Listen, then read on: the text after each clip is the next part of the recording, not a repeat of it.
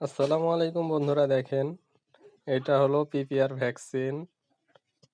PPR vaccine দিচ্ছে আমাদের গাড়লগুলোকে, বছরে এটা 2 বের করে দিতে হয়। এটা হলো সরকারি পিপিআর ভ্যাকসিন। দেখেন, এভাবে আমরা পিপিআর বা অন্য যে কোনো ভ্যাকসিন গাড়লগুলোকে এভাবে দিয়ে থাকি। আমাদের খামারের বাইরে এই জায়গাটায় গাড়লগুলোকে আটকে রেখে এইভাবে একটা একটা করে দেওয়া হয়। আমরা সাধারণত বছরে 3 বার বা 2 বের পিপিআর ভ্যাকসিন প্রদান করে থাকি।